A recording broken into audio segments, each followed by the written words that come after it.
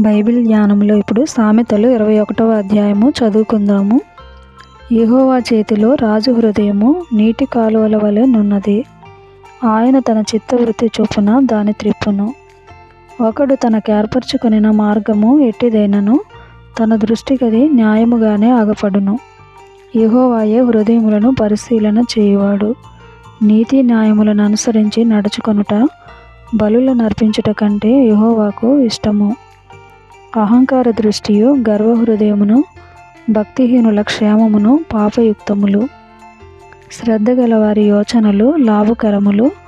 తాళిమి లేక పనిచేయువానికి నష్టమే ప్రాప్తించును.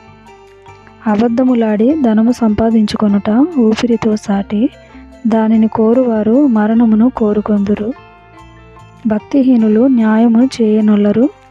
వారు చేయు బలాత్కారము వారిని కొట్టుకొని పోవును. దోషభరితుని మార్గము మిక్కిలి వంకర మార్గము. పవిత్రుల కార్యము యథార్థము. గయ్యాలితో పెద్ద ఇంట నుండుట కంటే మిద్దె మీద నొక మూలను నివసించుట మేలు. భక్తిహీనుని మనస్సు కీడు చేయగోరును. వాడు తన పొరుగువానికైనను దయతలచడు. అపహాసకుడు దండింపబడుట చూచి జ్ఞానము లేనివాడు జ్ఞానము పొందును. జ్ఞానము గలవాడు ఉపదేశము వలన తెలివి నొందును. నీతిమంతుడైన వాడు భక్తిహీనుని ఇల్లు ఏమైనది కనిపెట్టును. భక్తిహీనులను ఆయన నాశనములో కూల్చును. దరిద్రుల మొర్ర వినక చెవి మూసుకొనివాడు తాను మొర్రపెట్టినప్పుడు అంగీకరింపబడడు. చాటున ఇచ్చిన బహుమానము కోపమును చల్లార్చును. ఒడిలో నుంచబడిన కానుక మహాక్రోధమును శాంతిపరచును. న్యాయమైన క్రియలు చేయుట నీతిమంతునికి సంతోషకరము. పాపము చేయువారికి అది భయంకరము.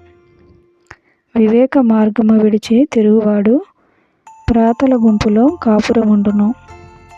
సుఖభోగములయందు వాంఛ గలవానికి లేమి కలుగును. ద్రాక్షారసమును నూనెయు వాంఛించువానికి ఐశ్వర్యము కలగదు. నీతిమంతుని కొరకు భక్తిహీనులు ప్రాయశ్చిత్తమగుదురు. యథార్థవంతులకు ప్రతిగా విశ్వాసఘాతకులు కూలుదురు. ప్రాణము విసిగించు జగడగొండి దానితో కాపురము చేయుట కంటే అరణ్య భూమిలో నివసించుట మేలు. విలువగల ధనమును నూనెయు జ్ఞానుల ఇంట నుండును. బుద్ధిహీనుడు దాని వ్యయపరచును. నీతిని కృపను అనుసరించువాడు జీవమును నీతిని ఘనతను పొందును. జ్ఞాని అయిన ఒకడు పరాక్రమశాలుల పట్టణ ప్రాకారం ఎక్కును. అట్టివాడు దానికి ఆశ్రయమైన కోటను పడగొట్టును. నోటిని నాలుకను భద్రము చేసుకొనువాడు శ్రమల నుండి తన ప్రాణమును కాపాడుకొనును. అహంకారి అయిన గర్విష్ఠునికి అపహాసకుడని పేరు. అట్టివాడు అమిత గర్వముతో ప్రవర్తించును. సోమరి వాని చేతులు పనిచేయనొల్లవు. వాని ఇచ్చ వాని చంపును.